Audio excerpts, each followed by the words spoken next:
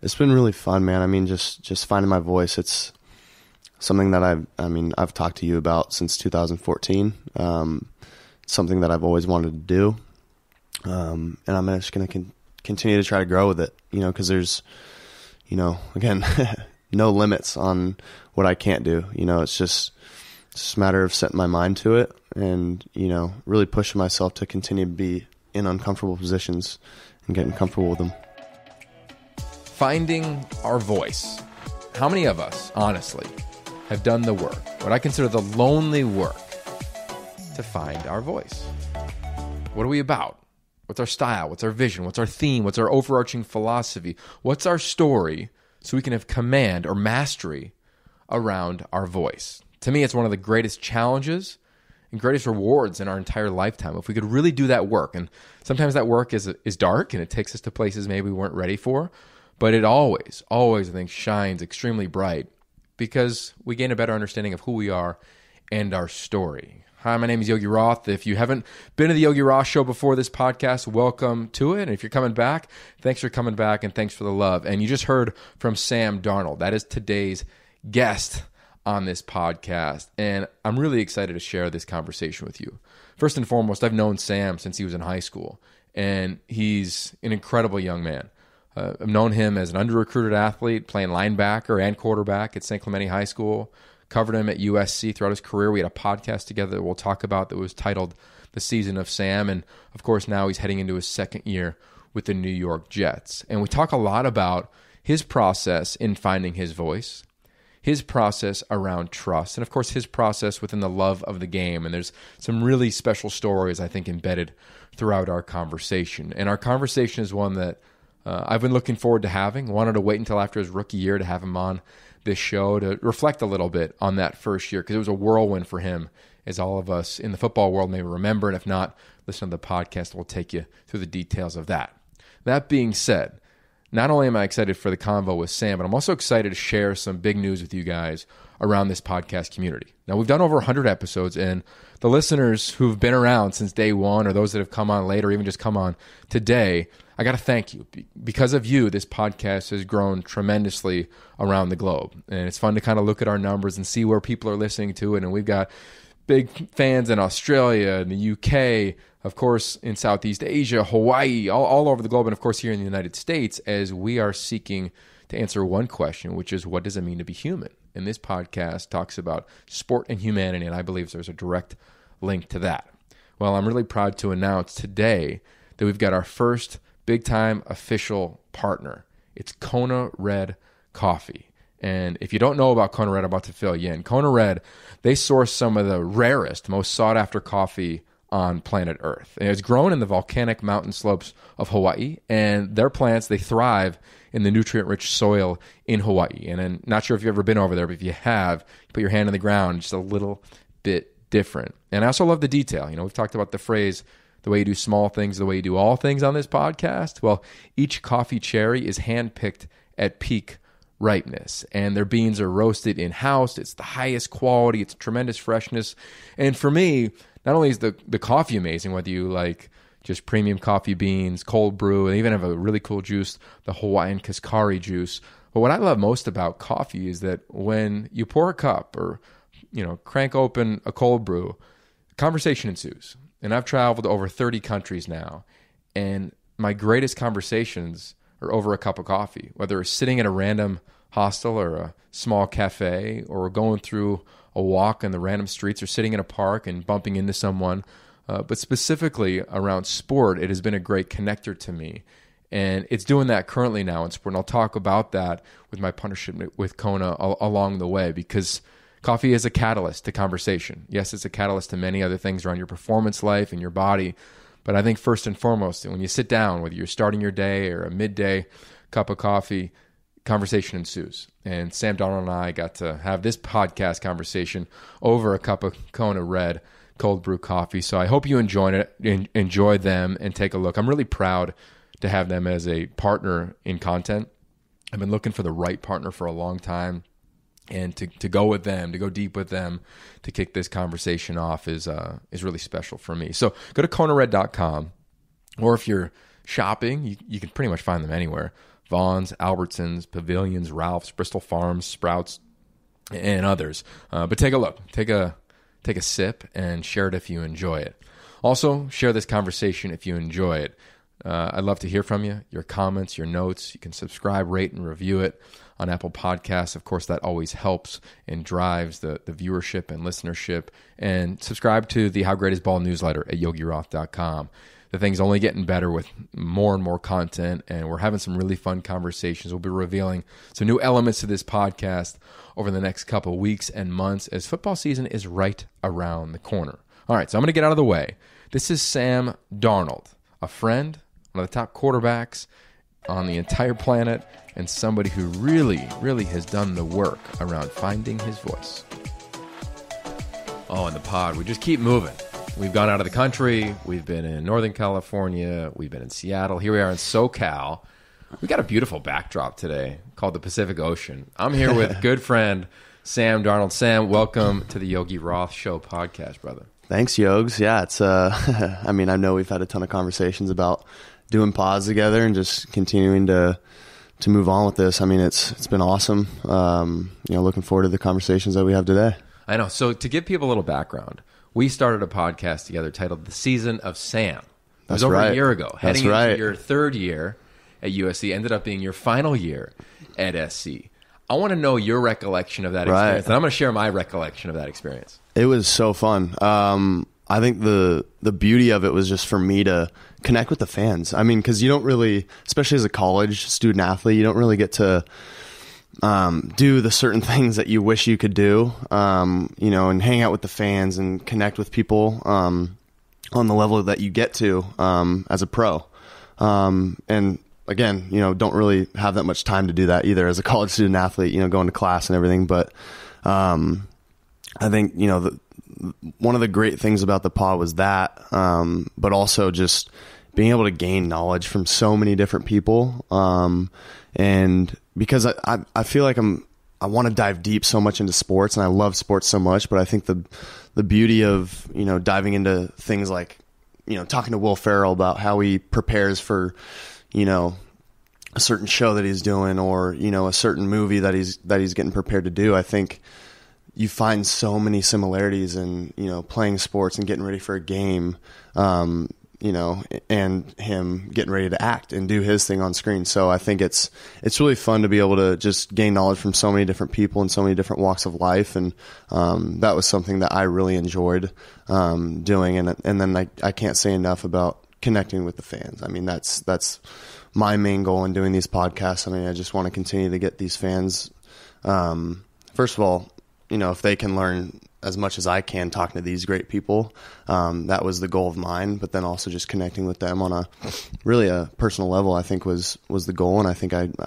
think we both really overachieved on that.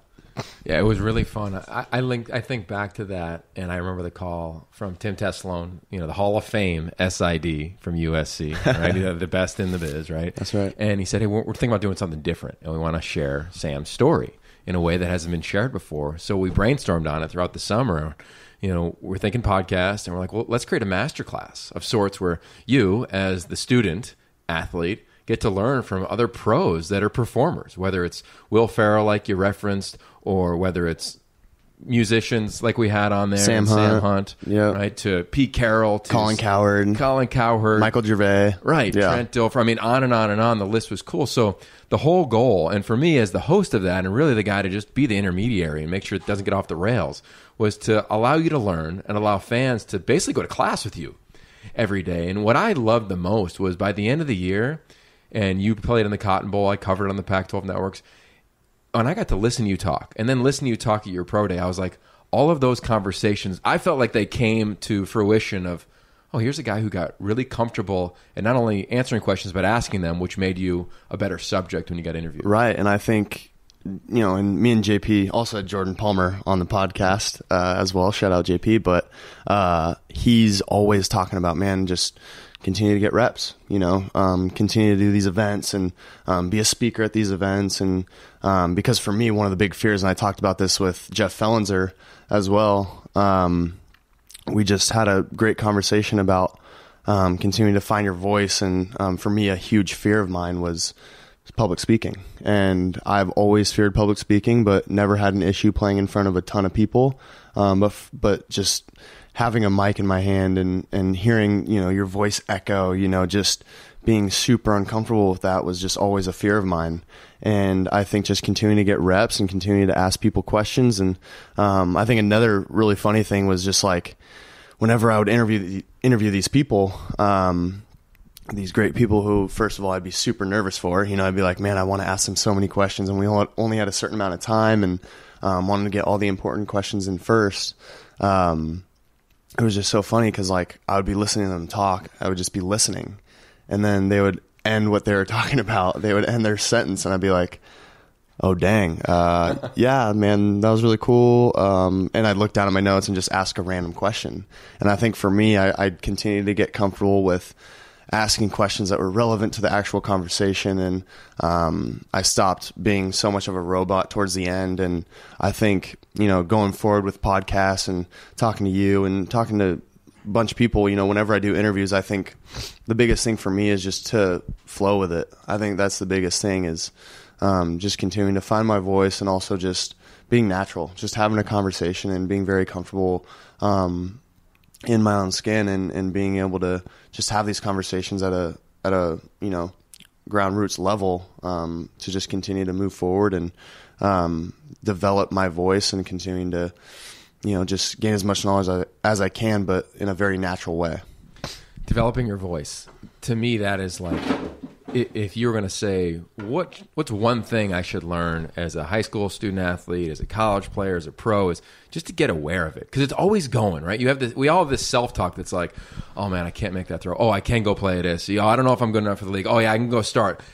When did you start to begin a relationship with your self-talk and be able to gain a grasp on it, if you have that right now?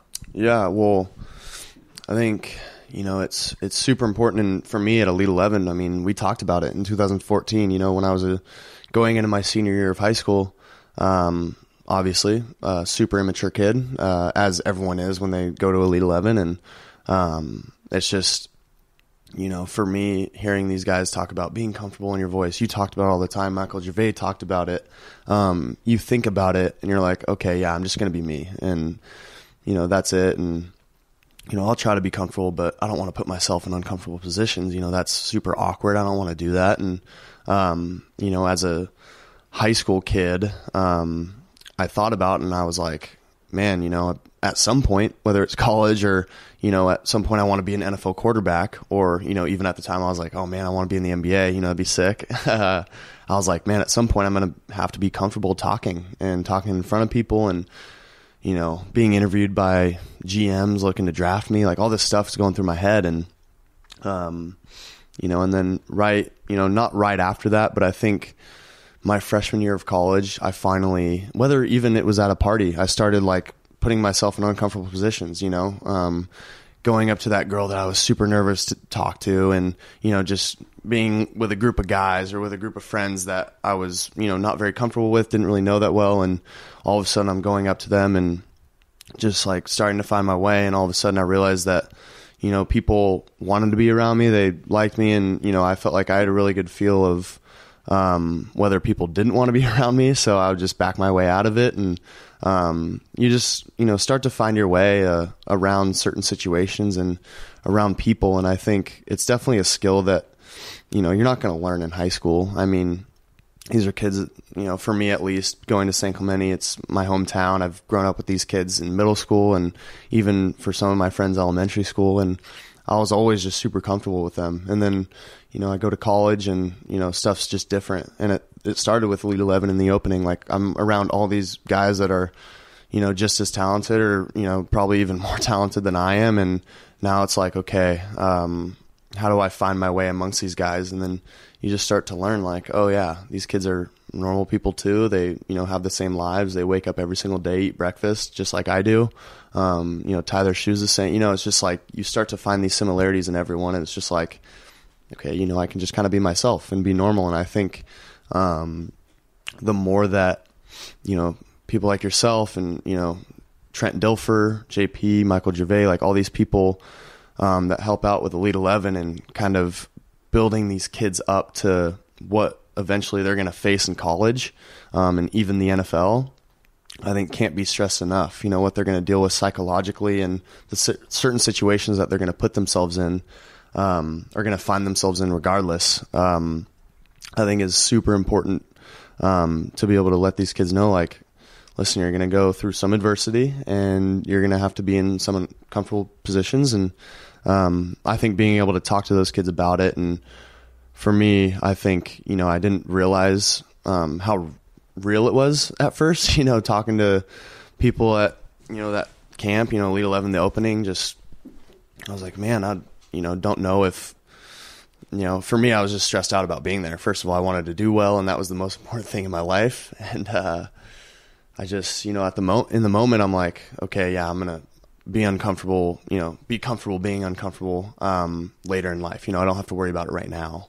And I think if I would have just realized the importance of it then, I maybe would have moved along a little bit faster. And I think doing that at Elite 11 might help these kids, and really stressing the importance of it might help them kind of grasp and realize how important that is moving forward.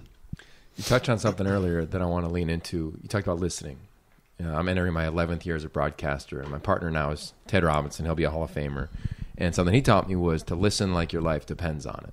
So I got to listen to him like my life depends on it in the booth, but I got to listen to the fans sometimes, and what's the body language like in the student section. I got to listen to the quarterback on the field, what's his nonverbals like. I really got to listen, which allows me to then interpret that and communicate, hopefully, extremely well on television. I'm curious for you, as someone who has begun that process of making sure you listen really well, like you referenced earlier. What was it like as a rookie listening to a huddle, listening to a play call in your helmet, and then listening in the city of New York City to a lot of chatter, which goes with being the starting quarterback and a face of a franchise? Right. I think for me, it's, you can't, first of all, I mean, you can't worry about the outside noise. You know, the fans, they're awesome. Don't get me wrong. New York fans are awesome. But let's be real. You know, if you're doing well, they're going to love you. If you're not, they're going to hate you. And that's just how it is. That's the reality of it. That's how I was as a kid, rooting for the Lakers, rooting for the Dodgers. You know, that's just how it was. And that's going to be how it is forever, you know, with sports. So that's not going to change. And so that's why I don't spend any time thinking about it. And so I just kind of put that aside and realize, okay, what are my coaches thinking? What are my teammates thinking? How should I go in the huddle today? You know, should I say something to the guys? You know, if practice is feeling a little dull, how can I read the body language? What am I going to say? What's appropriate to say in that time and space? You know, I think it definitely takes a lot of practice, you know, getting used to, and especially with 30-year-old men who have families, they're, you know, it's different in college when, you know, you're boys with everyone on your team. You know, it's just not, it's not like that in the NFL. You know, of course you're going to be boys with some dudes. You're going to be really good friends with, you know, a few guys. You maybe for me, it's all the O-linemen. Like, I love the O-line, and then, you know, some receivers and running backs, you know, most of the offense, but I don't really know the defense as well, just because we simply don't spend a ton of time together. And, you know, it's really, really fun, I think, for me to just be able to feel that out and just feel the body language and kind of just understand what's going on, and, you know, be able to feel my teammates out, and then kind of be that middleman, I guess, between my teammates and the coaches, and kind of relay the message in between both. And, you know, kind of like what you did on, you know, my podcast, being able to kind of moderate that and, you know, be the in-between guy to keep things on the rails, keep the conversation going. But it's kind of like I'm doing the same thing, just kind of being that guy in between, and, you know, kind of seeing where our team is, you know, reading out the body language there and being able to relay that to the coaches. And then the coaches explain to me, oh man, you know, we got to do this, this, and this. And it's like, okay, you know, how am I going to, you know, talk to the team about that? So it's a bunch of, you know, kind of feeling people out. And I think for me, listening is a huge part of it. Okay, so my only rule in this conversation and my podcast in general, we've done over 100 episodes now, is to only ask questions where I don't know the answer to. And I know you pretty well, so it's been fun to prepare for this. But what I realized I don't know is, for a guy who played everything growing up here in San Clemente, why football? Yeah, really, really good question. So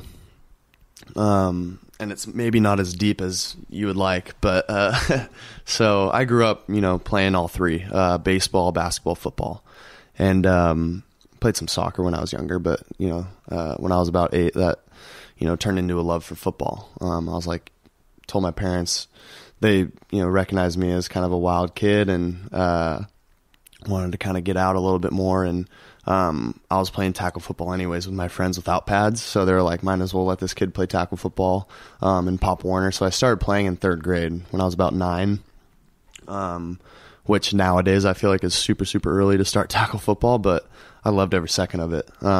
But I played football, basketball, and baseball, and I loved every single sport the same, because I would, right about the end of football season, I'd be like, okay, now I want to start getting into basketball. Kind of got tired of football, and now I wanted to go into basketball. And then around the end of basketball, I was like, okay, it's time for me to go to baseball. Baseball season started, watching spring training, watching the Dodgers play. It was just, every time I would move on, I'd be like, okay, now it's time for the other sport. And so that's how it was my whole life. Then fast forward freshman year of high school, I'm playing basketball, and all of a sudden now it's time for me to go into baseball. So I'm still playing all three at this time, and love football, love basketball. Then I move into baseball, and all the baseball kids had already been playing all year. They were just playing baseball, and they had played with the coach that was coaching our team that year, and the coach had already set the lineup. He already knew who we liked in certain spots, who he was going to pinch hit for. If they got in a certain situation, who was going to come in to relieve, who was going to pinch run. And me and my buddy who played basketball with me, we got in super, super late, right at the start of the season. And, we didn't play halfway through the year. And I told my dad, I was like, Dad, I'm not playing.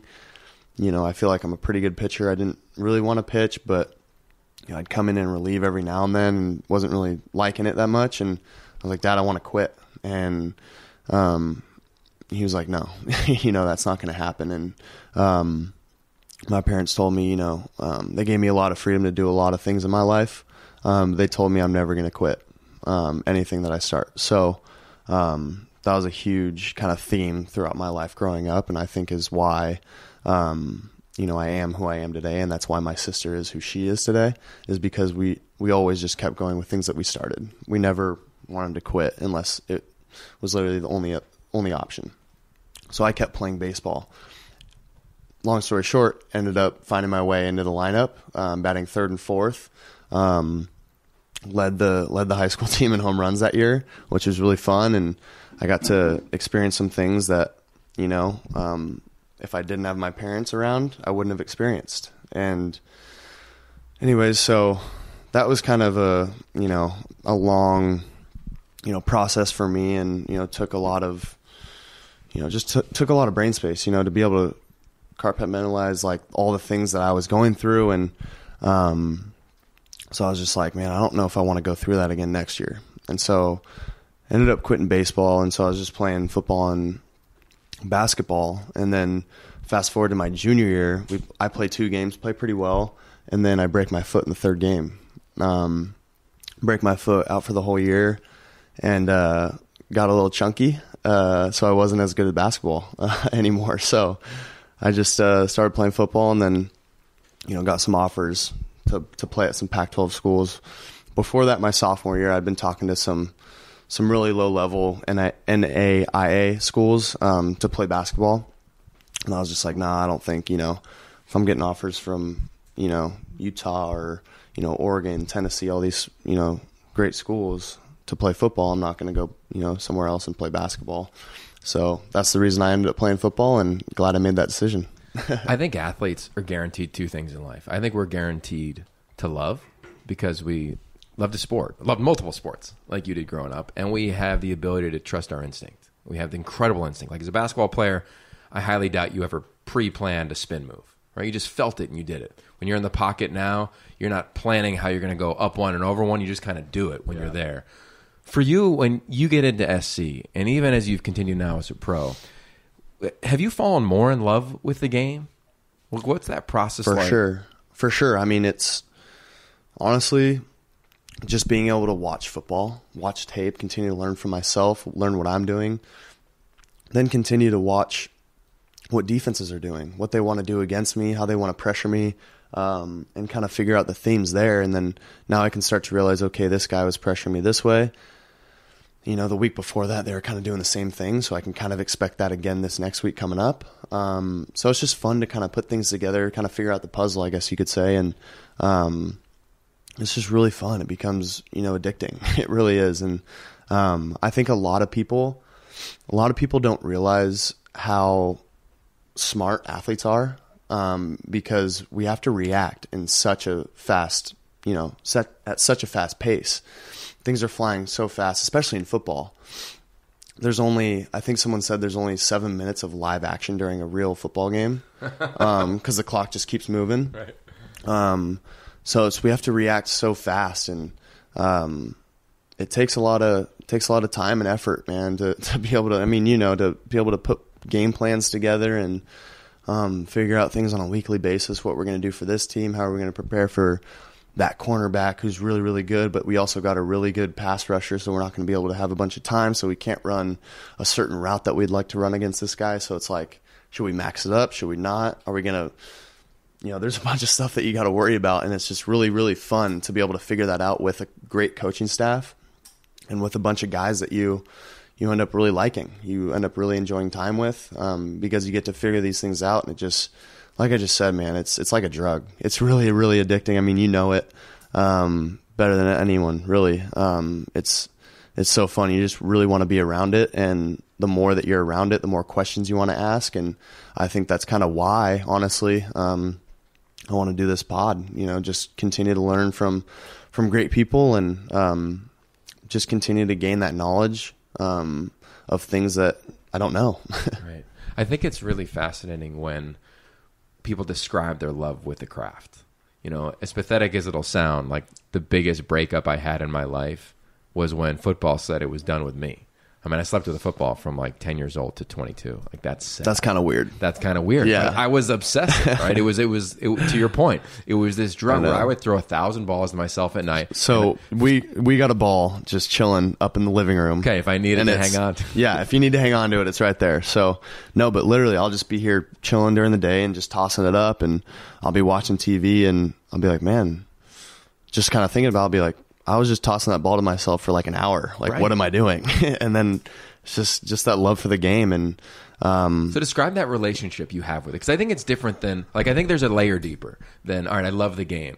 Like you gave us a little glimpse of what it's like to know that you got a defense, right? Because of all the work that you've done. But there is an intimacy with football that allows grown men to cry right. when their careers are done, or when you lose, or when you win. That, no offense to stockbrokers, or you don't have that in real estate. You know, you only have that in something that's so innate to you. So what is that intimate relationship like with a pigskin that's an oblong formation? Yeah, you know, it's you know, the best feeling in the world just to go to work every single day and not feel like I'm going to work. You know, I think I think Tom Brady said it a bunch, but you know, the day, and it's true for me, and I feel like a lot of guys in the NFL feel this way. I know a lot of quarterbacks do. The day I stop loving the game is the day I retire. And literally I can't imagine I'll stop loving it. So I'm just going to retire when my body tells me to. For me, it's just, I think that's just it, man, is going to work every single day and just loving it. You know, I think it never feels like it. And I'll go to, you know, we'll have lift at 6 a.m. and then we have whatever meetings, practice, more meetings, and, you know, walkthroughs, all that stuff. And then we're done around, you know, I don't get done watching tape until like 9 p.m. And I'll just look back, and, you know, when I go to bed and have a ton of time to think, I'll be like, man, you know, where'd the day go? You know, because I feel like it just all flies by because I'm having so much fun. And I think that's the beauty in the game, and that's kind of, you know, that's kind of why I love it. It's just, you know, going to work every single day and not feeling like it's work is so fun. I know you felt the same way. I mean, that's why you can't stay away from it either. You know, whether you got a broadcast or continue to talk to athletes, but it's amazing, man. It was really besides my family, I mean, my first true love. Yeah, I think that's a sentiment that athletes all relate to. I think it's fun to...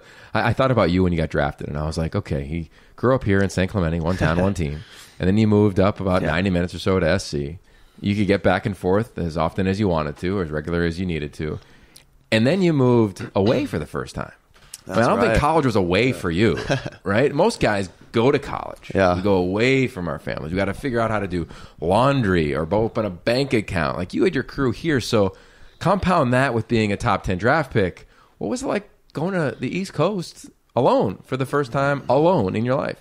Yeah, man. I mean, it's kind of a trip, honestly. I mean, but it was cool because I had great people. I mean, I can't say enough great things about Josh McCown and, you know, just how much he helped me throughout this whole process of moving to New York and kind of being that, whatever you want to call him, I guess, big brother, dad, you know, uncle, I don't know what, you know, you want to call him, but he was just always that guy that was just there to be like, hey man, having dinner at my spot tonight, you know, ordering some wings, you know, just kind of chilling if you want to come up and hang out, because we live in the same apartment complex. And I was just like, man, like, it's so nice. And it's honestly been that way everywhere I went.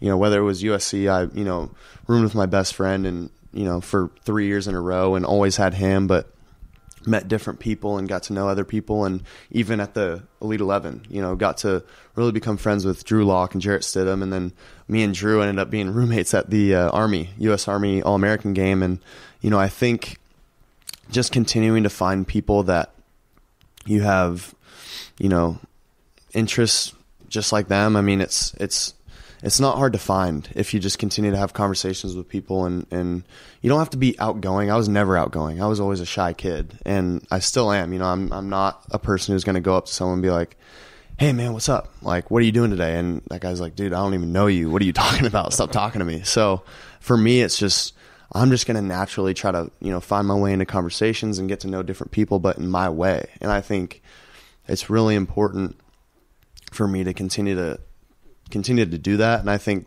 that way of thinking and that way of just being myself really helped me in the process of moving to New York and really understanding what I got to do to make a living out there, and, you know, what I got to do to wash my clothes, you know, wash my dishes, all that stuff. I mean, nowadays it's super easy. All you got to do is press a button, but, right. But it was a lot easier than I think people realize, but it was a lot, it had a lot to do with, you know, the people that I surrounded myself with. Most challenging thing you had to do while you were on your own or learn for the first time was? Oh man. What was it? Shoot. I think the hardest thing is, for me at least, was going to eat somewhere and having to sit alone, you know, because I had to do that a bunch at the complex. Because I at first obviously didn't, you know, I wasn't, like I just said, wasn't going to be that guy to go up to someone and introduce myself. So I had to sit alone and eat and, you know, watch people have conversations and get to know each other. And I was like, oh man, this is kind of weird. And then all of a sudden people would come sit with me and be like, hey Sam, like, what are you doing? And I'd be like, oh, you know, this guy's kind of cool, you know, and got to know him. And it was Chris Herndon, you know, my, you know, fellow teammate and great tight end, obviously. And we got to know each other. We actually roomed for a little bit, you know, before the season and like rookie mini camp and training camp, all that stuff. And great dude. And we got to know each other just because we're both very similar, very shy people. And he was just kind of that guy to just kind of, you know, come up to me and be like, what's up? And that's really all it takes to get a conversation going. And then, you know, kind of took off from there. But yeah, I think that was really the hardest thing for me, was just sitting alone and being comfortable in my own skin. And yeah. How do you trust? That's super deep. What do you mean? Just curious. I mean, you moved to a new city. You're playing in a new league. A ton of eyeballs are on you. Yeah.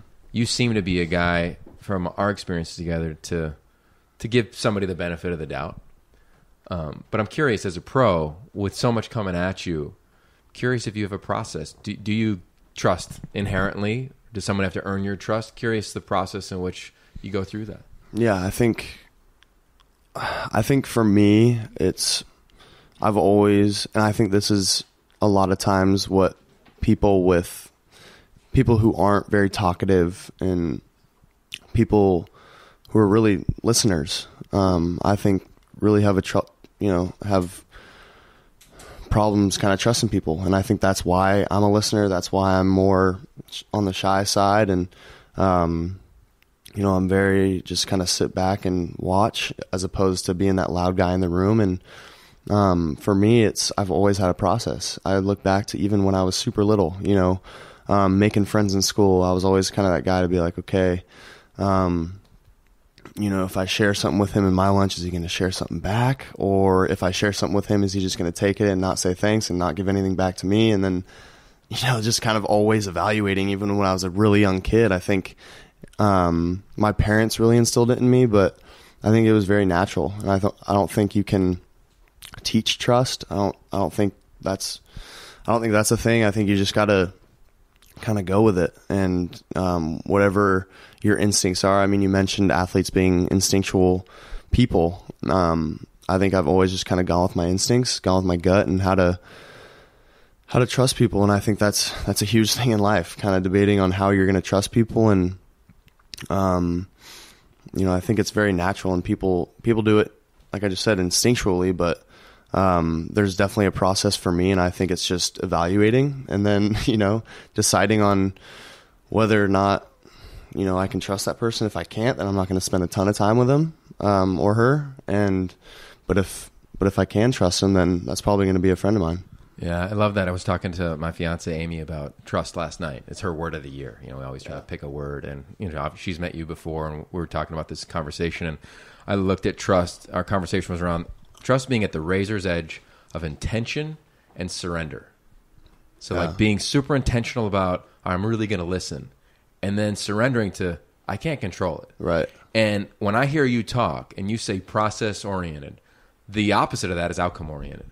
And that is definition of surrendering. I'm going to be in the process, man. Like, I don't know what's going to happen. And I felt you as a player, you were like that. For sure. I think that's kind of the gunslinger mentality, Brett Favre kind of mentality. And I definitely see myself thinking like that, but I definitely think there's a huge dichotomy there, of kind of risk versus reward. Understanding that, okay, I'm going to sling this rock right now, and this is going on in 0.005 seconds. It happens really fast. So I'm like, okay, I'm going to sling this rock right now.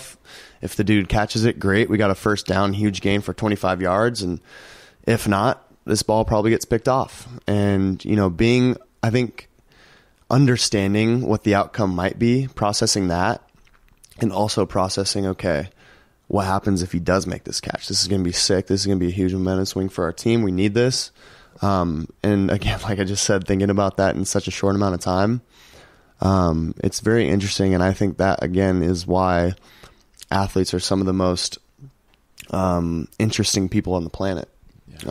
Because we do things and act on things in literally such a short amount of time, like milliseconds. And I think that's, not a lot of people can do that. It's pretty crazy to even go deeper and think that these decisions that we make as athletes, people's jobs are on the line because of us making those decisions. GMs, owners, maybe not so owners because they own the team, but GMs, presidents, all these people that are running the team and deciding what players they want to play on their team. It's like, man, these people's jobs are on the line, and we're the ones kind of run the show here, and we got to get this right. So we always try to introduce a statement around that thought to high school kids. You were one of them at the Elite 11, as you referenced earlier.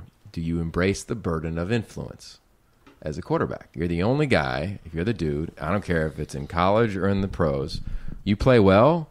The person answering the phone, the person writing the checks, the person selling the tickets and marketing, they may have or have not gained or lost a job a lot of times on that. So how do you swallow that thought of the burden of influence? Like, is it exciting? Like, yeah, dude, you want me making decisions that your livelihood depends on? Or is it, whoa, I just signed up to play sports, bro. I didn't sign up to have all your jobs on my shoulders. Yeah, no, it's definitely more of what you said at the beginning. I think for me, I've never been outspoken about it, though. I'm never going to be that guy to, be like, yeah, put it on my shoulders. This is my show. I've never been that guy to say that, but I've definitely, I'm always thinking that, and that's, for me, again, that's just kind of what I've been about my whole life, is just acting upon things that I know I got to do.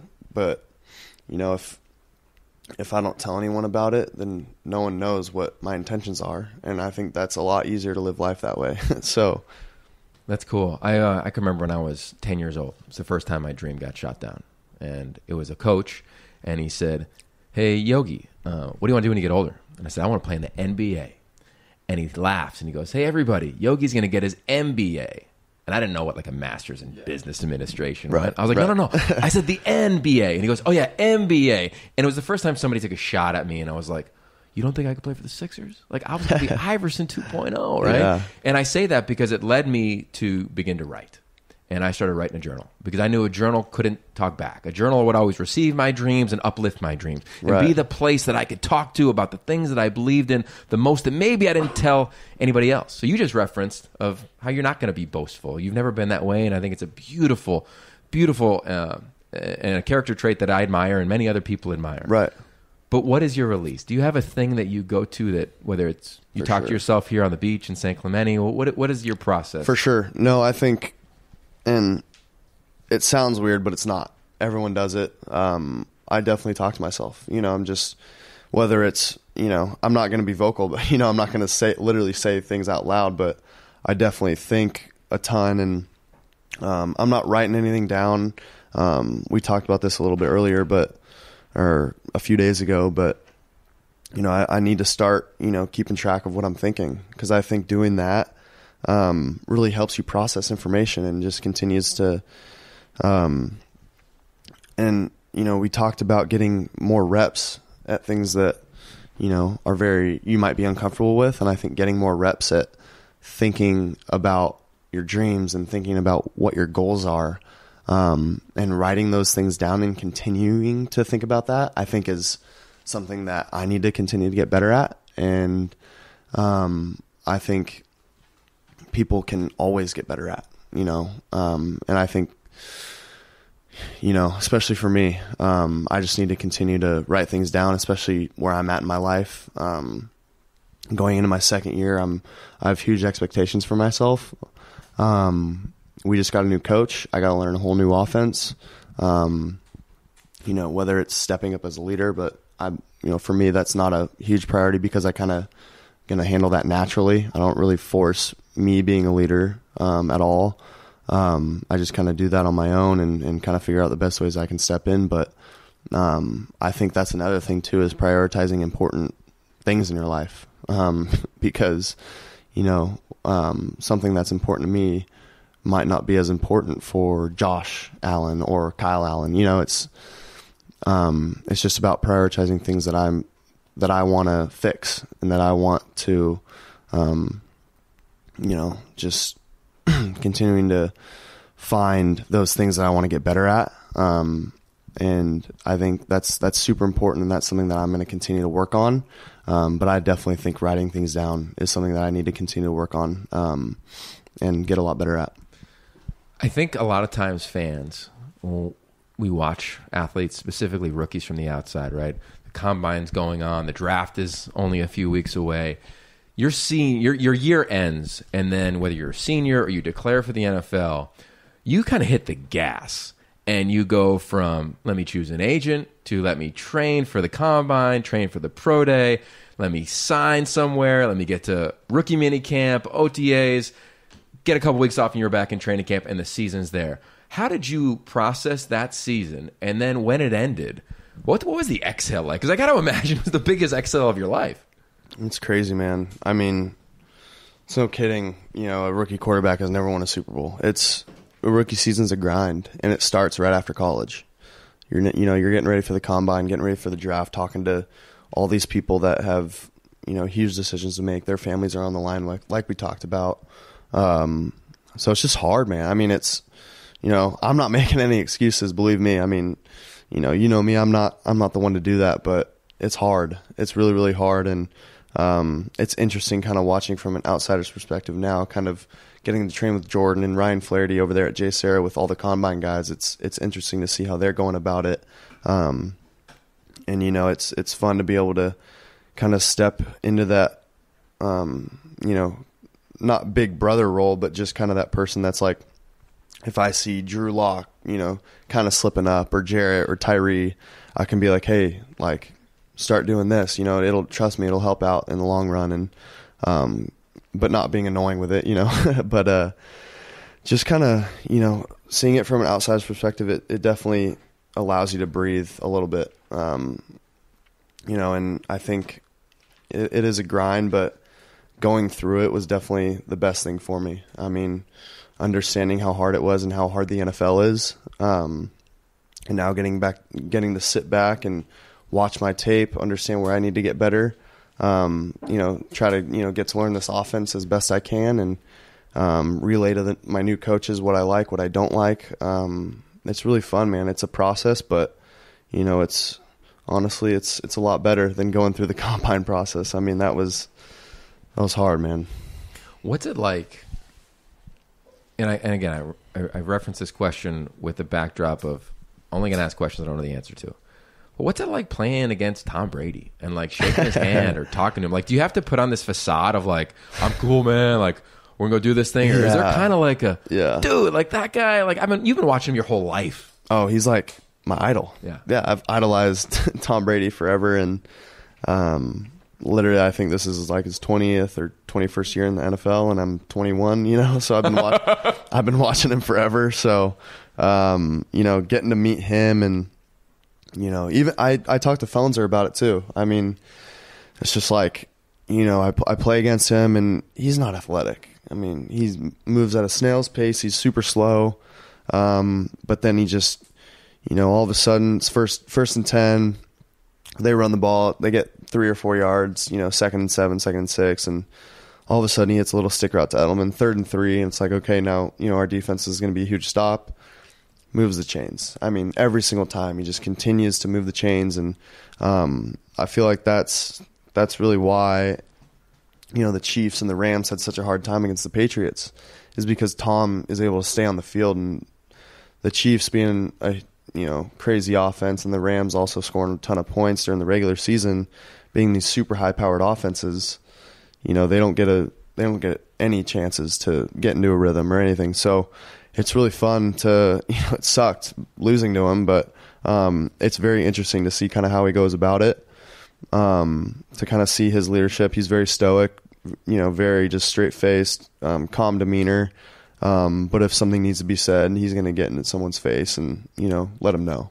And I think that's a very, you know, crucial thing in leadership, I think. And that's kind of my style too, is very stoic. A lot of people know I don't show a ton of emotion, and, you know, that's kind of who I am, but it's also, I'm doing it on purpose. You know, I don't think a quarterback, you know, well, for me, I don't think I'd be fit to be like the emotional guy. And, you know, I think a lot of guys lead in that way, which is great.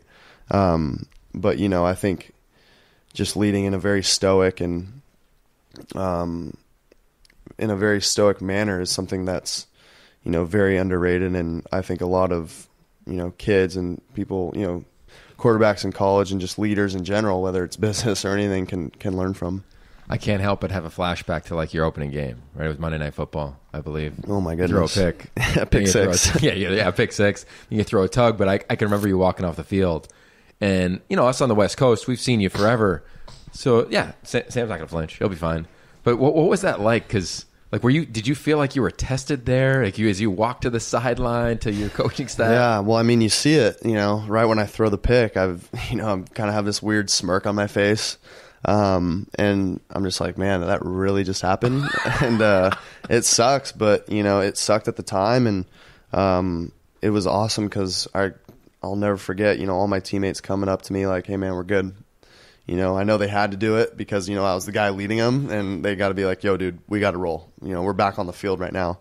And I just had to roll, and that's what I did. And I just kept it going and kept that kind of stoic mentality, and really just we ended up playing a really good game, and you know, I threw for a couple touchdowns, and it was, I think going through that experience is something that, you know, I'll never forget, and I think is something that made me better, honestly.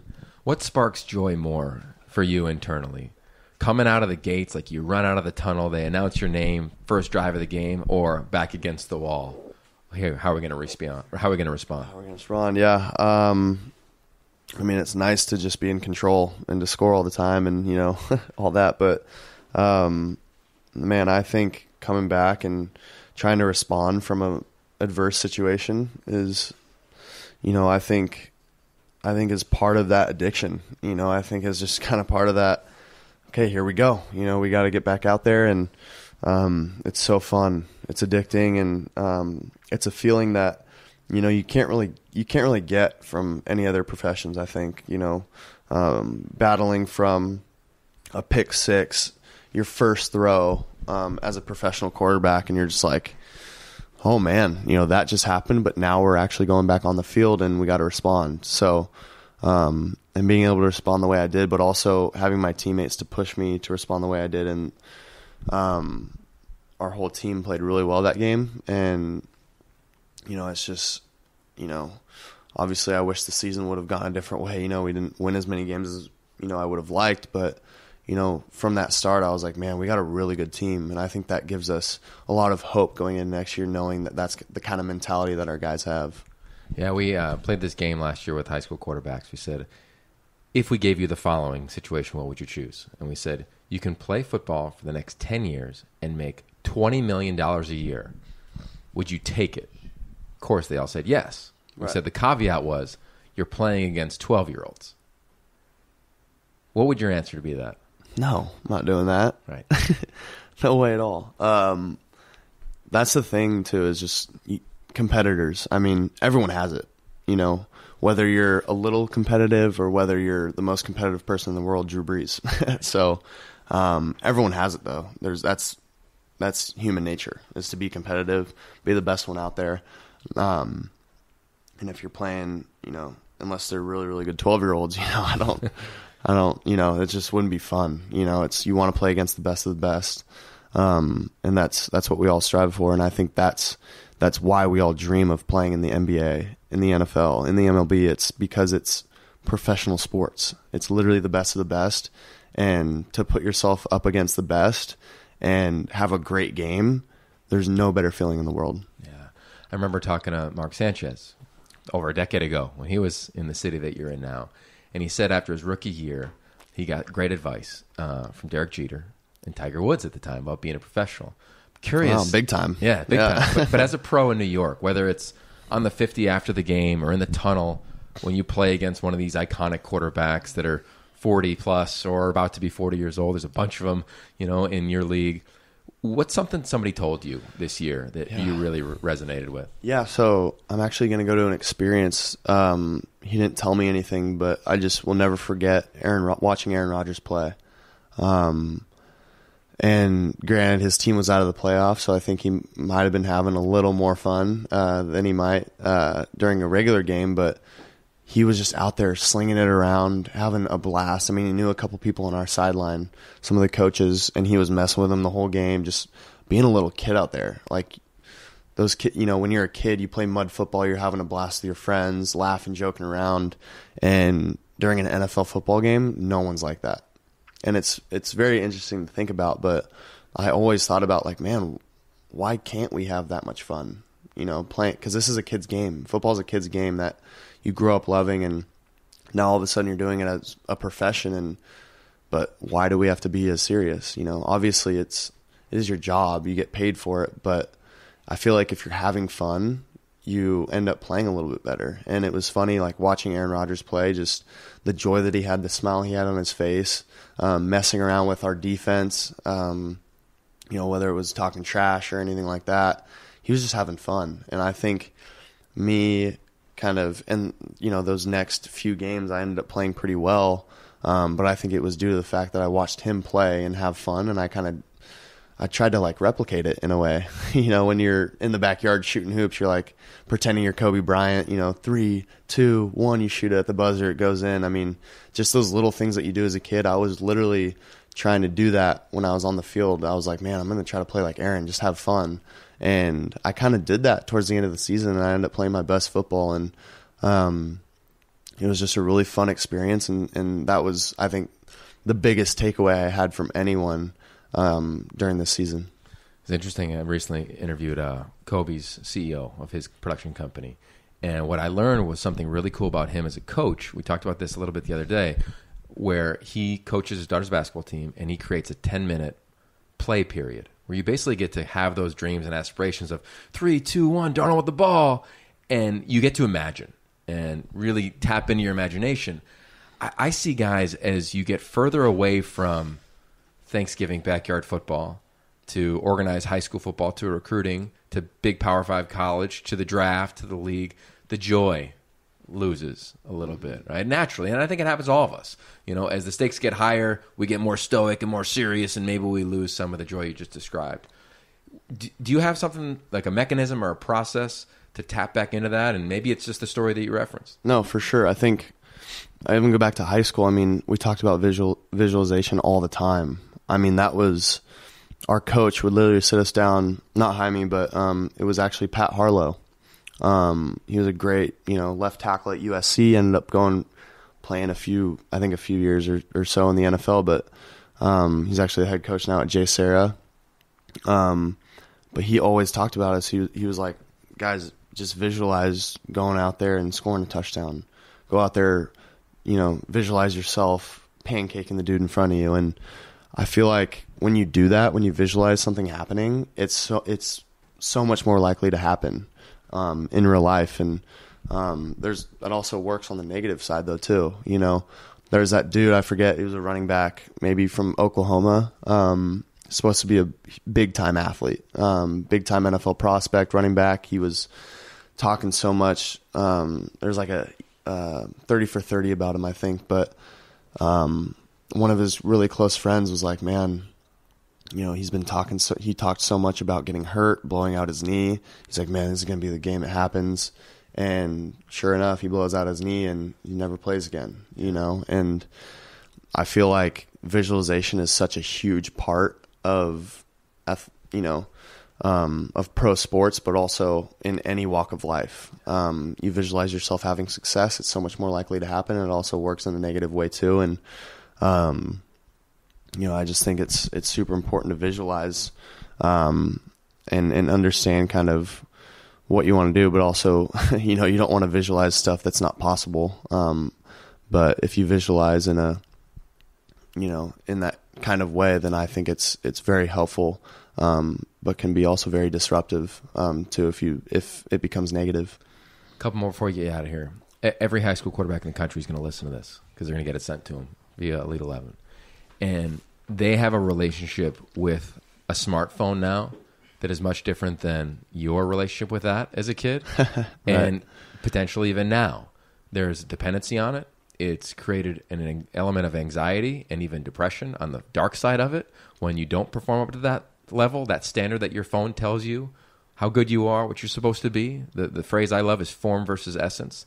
The form is you're a 5-star, 37 offers, greatest pro-style prospect in the country, and the essence of you, maybe you don't love the game, or maybe it is you do love the game, but something's going to happen along the way to navigate you off of the trajectory that other people are saying that you're on.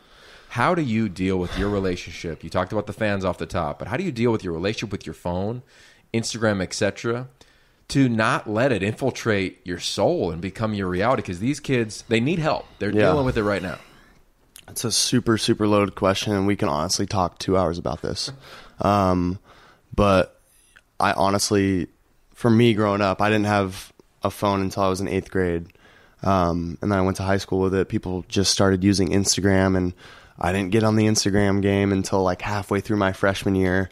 I was that weird kid in middle school who would play blacktop basketball at lunch, go into reading periods super, super sweaty, like just super weird dude. And, that's not weird, for the record. That's not weird. That's okay. All the chicks thought it was super weird. So, but I would go in super sweaty and everyone would be like, dude, why are your hands so black? I'd be like, oh, I was just playing ball. And they were like, okay, whatever. But no, I think kids, and I say kids, I'm still a kid, but these kids, like, growing up with these phones, my mom, because my mom's a middle school PE teacher, she talks about it all the time. She's like, these damn kids with their damn phones all the time. And it's crazy now. It's really like part of them. They literally can't go anywhere without it. If they don't feel it in their pocket, they're freaking out. Where's my phone? I think rather than saying it's a huge problem, I think we just got to adapt to it because it's what it is. What it is. Phones and the stuff that's on our phones, the podcasts, YouTube videos are very addictive. Fortnite, whatever you like to do, it's very, very addictive for these kids whose brains are, there's a bunch of stuff going on in their brains. They want to think and gain as much knowledge as they can. And, they really find it awesome to go on YouTube and gain that knowledge. But sometimes it's like, man, put down your phone and, be Kobe Bryant in your backyard for a second and visualize yourself going out there making a shot and be active. And I think a lot of kids still do that. There's a lot of kids that still visualize themselves, making that great play or doing those things. But it's funny, when I was a little kid, I had a few neighbors that would go outside in our front yard and we'd just play catch. We'd just have fun, whether it was, wiffle ball, we'd throw the football around, play catch every now and then with baseball. I mean, we did so many things together, and now my mom's like, the streets are so empty. Like, none of these kids play anymore. There's like a couple kids that play basketball every now and then in their front yard. But my mom's like, these kids literally just want to stay in their house and play video games, be on their phones. And it was funny for me growing up. It was like my mom had to come get us outside and be like, hey, we got to come in. Now it's the opposite. Whereas these parents are like, hey, you guys got to go outside and play, like take a break from your phone. And I think that's very interesting. But, I think it might be a little pessimistic, but, I don't think there's anything we can do about it. It is kind of what it is, but I would urge for some of these kids to just continue to have fun and just visualize yourself playing or whatever it is, but just get out there and have fun. And because going out there in the real world and playing catch with your pops, or playing catch with those kids across the street, that's a lot more fun than watching YouTube videos. And I can attest to that because in middle school I was a little bit addicted to Call of Duty, a big time video game that I was, not going to lie, pretty good at.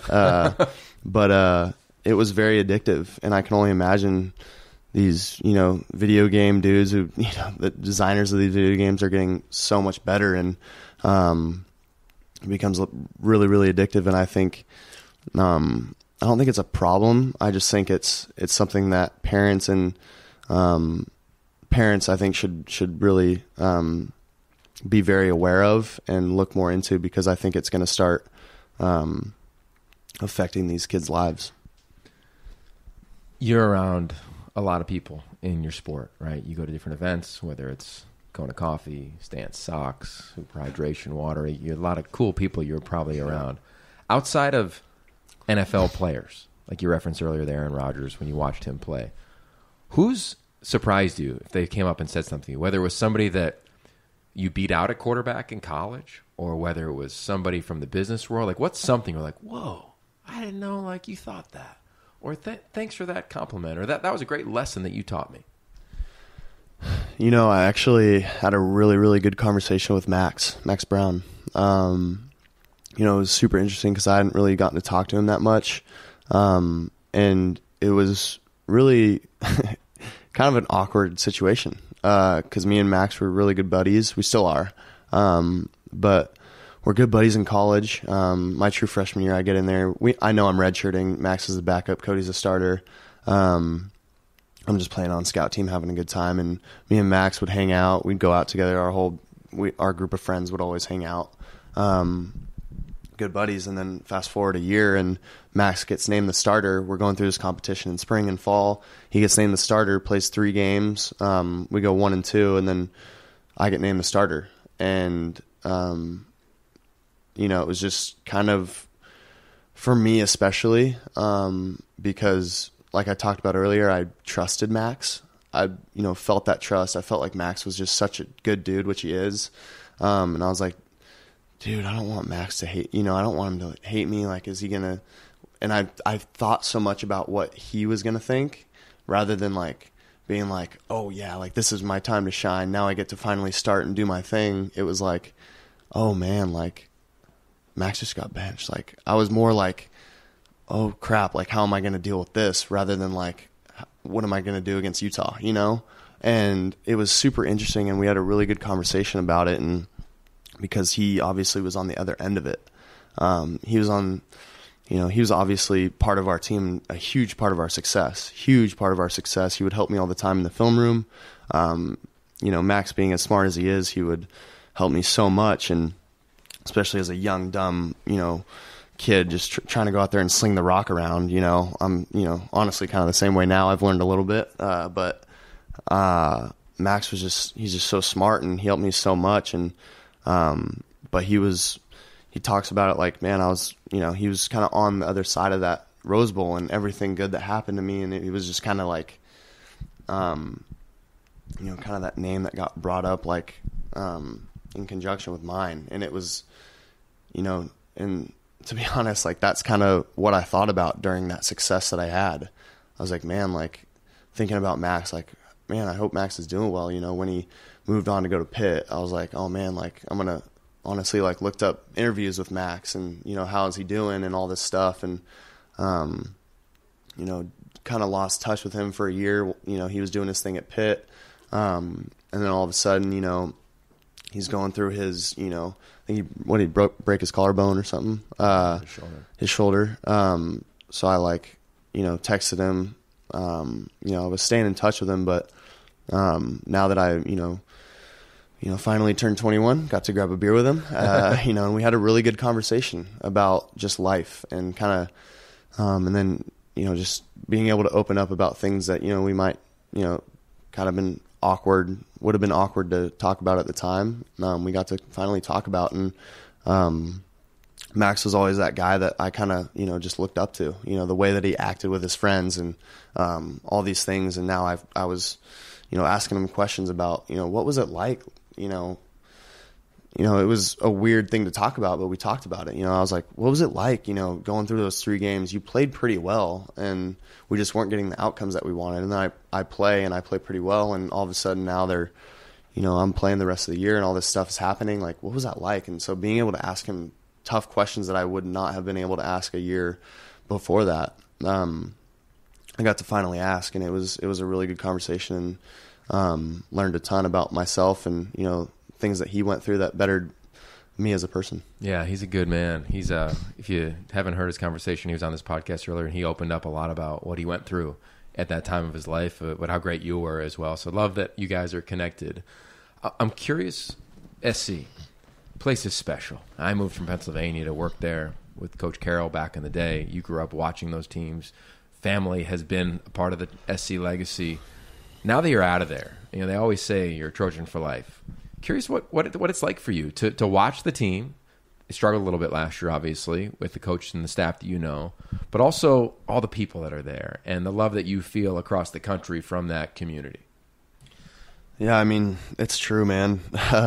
Once a Trojan, always a Trojan. I mean, it runs deep. It's funny, when I was getting recruited, everyone was talking about the Trojan family, all this stuff about the Trojan family. Fight on. It's going to be a thing you're going to be saying forever.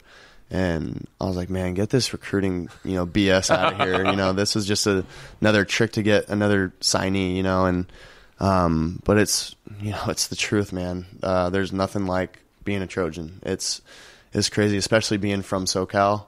You go to places like Newport Beach, you see all the USC flags flying around out there, and, all the bumper stickers, or I should say license plate frames, that say USC alumni. It's crazy, man. And it's really awesome to just be able to walk around and, I'll just be walking around and some guy will say, hey, fight on. And like, nothing else needs to be said, no conversation needs to be had. It's just like, okay, that guy went to SC, is cool, but it's just like, it's just funny, like how people talked about it so much when I was getting recruited. And then all of a sudden when I became, a junior in school, redshirt sophomore, I was talking to these recruits. Coach Helton would come up to me and be like, hey man, can you talk to this guy for us? And I'd be like, yeah, sure, no problem. and I would talk to him all about the Trojan family. And, you could kind of, he didn't roll his eyes, but you could kind of, he was thinking like, oh man, everyone's been talking about this. What is this? Like, who cares? And so it's crazy, man. It's true. And, just being, hopefully they get it turned around, but, it sucks, just watching them, not do as well as you wish they would. It's crazy how, it's funny, Saturday nights at Snack, right before we play our games, everyone's watching the college games, and Jamal Adams is super outspoken about, being from LSU, and all these guys are super outspoken about being wherever they're from and, what schools they went to. And we all just root super hard for our schools when we're watching them on Saturdays. So, all the college guys that are listening, ball out because we're watching. All the guys at the next level are watching their schools and want them to do well. So I love that. All right, so I want to fast forward. Let's call it 15 years from now, and we're sitting here, San Clemente, overlooking the ocean, and you got a couple buddies over, and we're doing a podcast, and I say, Sam, get out of here. I'm going to have one of your buddies come in who was one of your teammates for your entire career. What are a few characteristics that you would hope they would say about you as a teammate if the end of your career is 15 years, 20 years from now? It was something that Daniel actually said when you guys had him. Well, I wasn't there. You had him on Season of Sam, Daniel Imator Bebe. Yeah. He said he's unapologetically himself, always. And I think that's something that my parents instilled in me and my sister, and that's just who I am.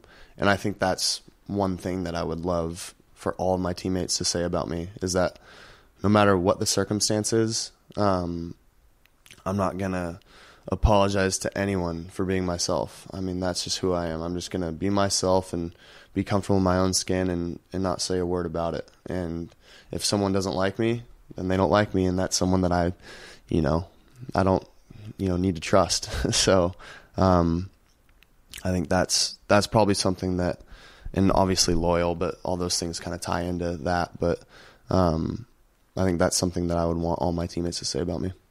Last 3 short questions we ask everybody. Finish the sentence. It all comes down to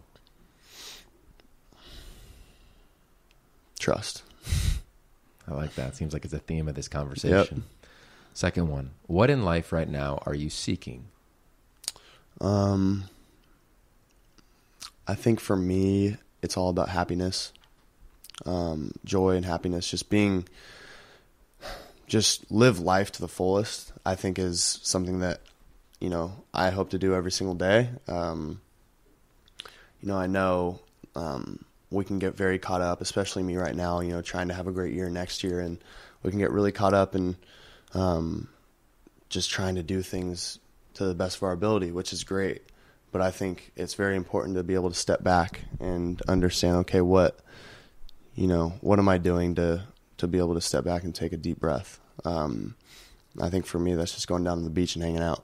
So just continuing to do more of that, and this isn't a bad spot to do it. So just continue to find pure joy and pure happiness in whatever I'm doing. And how do you feel about the word limits? It's going to sound cliche, but, I don't think we have any. I think we're totally capable of doing anything that we set our minds to. You look at all these crazy athletes, whether it's Michael Jordan, LeBron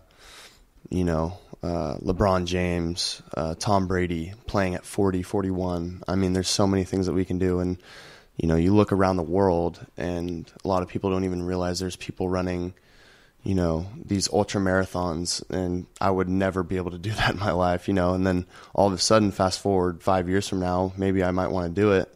And as long as I set my mind to it, shoot, it's probably possible. So, there's nothing I don't think that we can't do. I don't think anyone has a limit.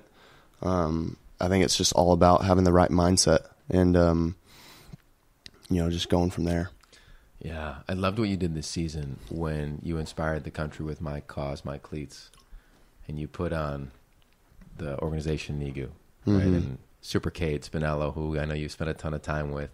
I think, and you've recognized that your voice and your platform has really impacted a lot of people, man. And for somebody who's known you from your 16 as the shy guy at the Oakland Elite 11 to now, it's really it's a joy to watch you do that. Yeah. Well, I'm still a shy kid. I still got a lot of growing up to do. I know my friends can attest to that, but it's been really fun, man. I mean, just finding my voice. It's something that I've talked to you about since 2014. Something that I've always wanted to do. And I'm just going to continue to try to grow with it, because there's, again, no limits on what I can't do. It's just a matter of setting my mind to it and, really pushing myself to continue to be in uncomfortable positions and getting comfortable with them. I love it. Best way to track you is Instagram? Instagram, at Sam Darnold. I've actually never done this before. This is kind of cool. No, I don't really have much going on right now. Hopefully you can tune in on, every other Sunday. Hopefully the Jets are playing on hopefully when we start winning, we'll be on those, primetime games, but, get the DirecTV package and watch us on Sundays. No, I mean, everything's good, man. Just cruising and just going to continue to talk to people and gain knowledge. I love it. Sam, thanks for coming on, man. I really appreciate it, bro. Appreciate it, Yogs. All right, it's Sam Darnold and Yogi Roth. We end this thing the same way every time. But the only limits that we have in life are the ones we set ourselves. Peace.